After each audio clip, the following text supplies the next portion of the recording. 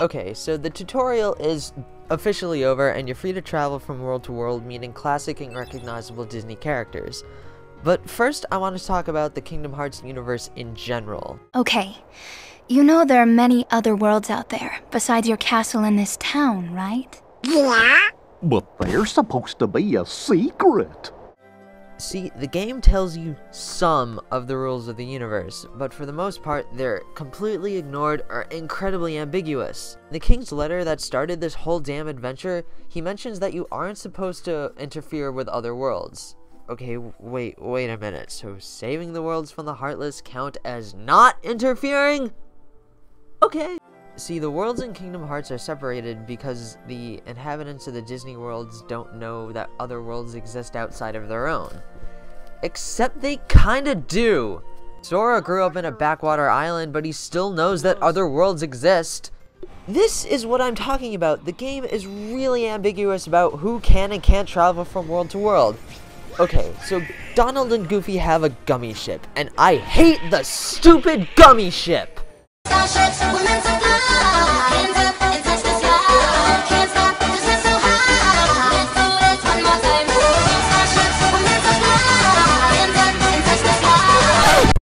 What even is the gummy ship? Your guess is as good as mine. The name implies that it's made out of some kind of jelly. Okay, so Disney Castle has engineers smart enough to master interstellar travel. Oh god, why? The king left the world without taking the ship. Okay, do they have more than one gummy ship? How did Donald and Goofy learn to fly the ship? Does it run on fuel? What sort of ammo is it firing? Actually, why does it have a mounted gun in the first place? Did the king expect to be doing a lot of space battles in his travel? And you know what the worst part is? Other people know how to build gummy ships too! Sid from Final Fantasy VII shows up and he lives in Traverse Town, and he'll be the one that does all the upgrades to your ship for the rest of the game. How do you upgrade it? You find gummy pieces on every single world you go to. They're in treasure chests dropped by Heartless. Even blowing up the rocks in space in the stupid Star Fox-like rail shooter sections gives you new gummy parts. Oh, and remember the side quest to find all 99 missing Dalmatians? Yeah, your reward for that is gummy ship parts. And it's given to you by a Dalmatian. Are you telling me dogs know about interstellar travel, but I'm still not allowed to talk about it with any of the Disney characters that I meet? By the way, the king actually can travel from world to world without a gummy ship, but they don't explain that until Kingdom Hearts Birth by Sleep. So thanks a lot, Square Enix. And later on, they start forgetting about these rules altogether. The Beast manages to get off-world without a spaceship, and no, I have no idea how, but he does it. The complete disregard of logic aside, I only have one real problem with this. Why not? Why can't I tell people about the other worlds? I'm sure warning them about the incoming Heartless threat would have saved a whole lot of lives. Why can't I take other characters with me on my travels? Why can't I take Hercules with me to Halloween Town? Having a god around would make killing Heartless a lot easier. You know what? Why can't I just take Squall and Yuffie with me from the get-go? They send you out on this mission without establishing any form of communication with Sora. Stupid.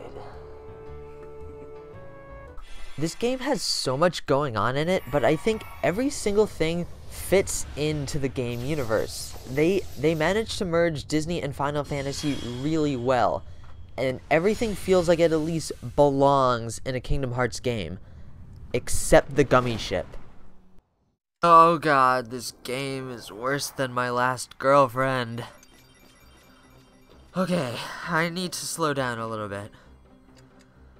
So, the first world you visit is Wonderland, and in the Kingdom Hearts universe, the worlds are based on classic Disney movies, and this is the Alice in Wonderland one.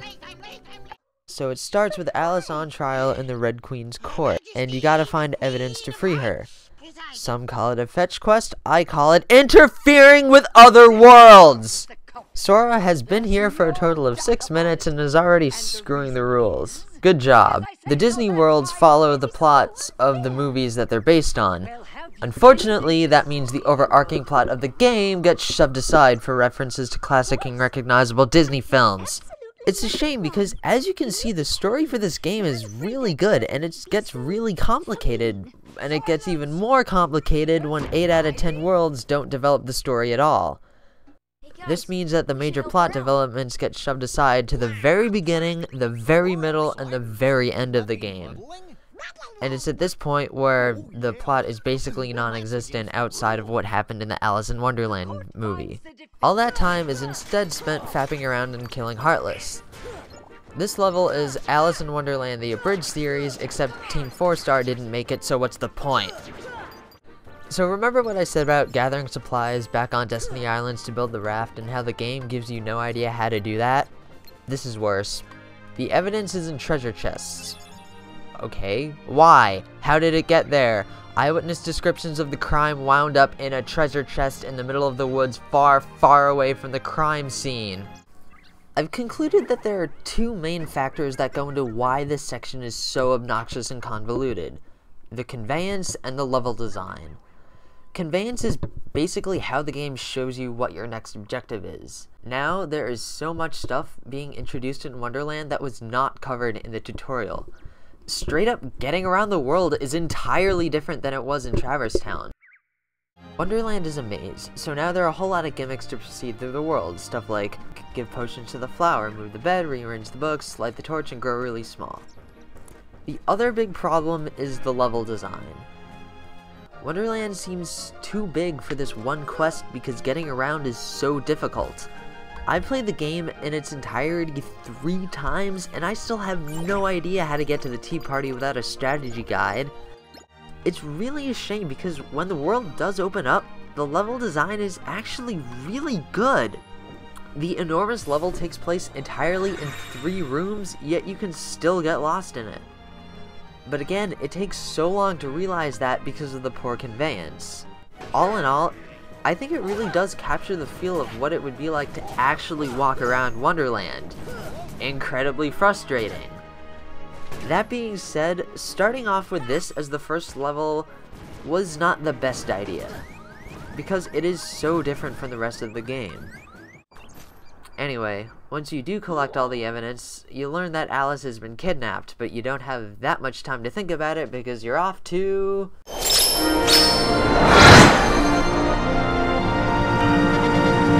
Olympus is your Fighters Guild level. All the action takes place in this structured tournament where you gotta kill Heartless. Oh boy.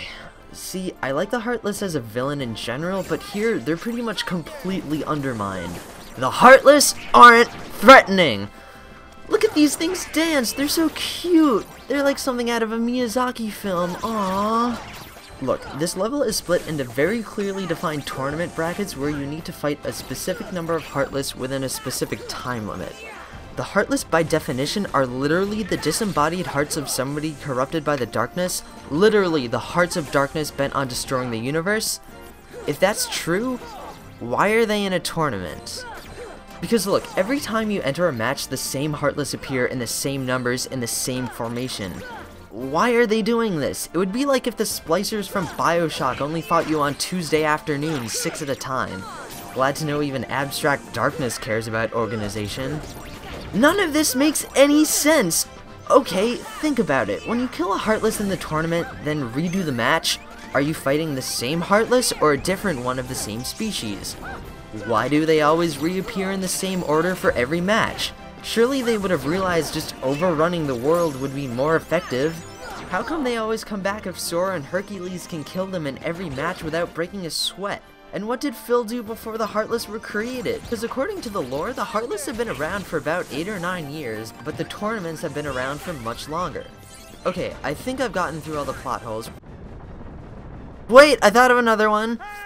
So, if the Keyblade is the only thing that can kill the Heartless, how come Hercules is able to get to the finals? And I'm not letting the Keyblade off the hook. It's skipping ahead a little bit, but whatever. So, the original Keyblades were created by masters who went to war over the control of Kingdom Hearts. The idea was, if you had the ability to create a Keyblade, then you were worthy of wielding one.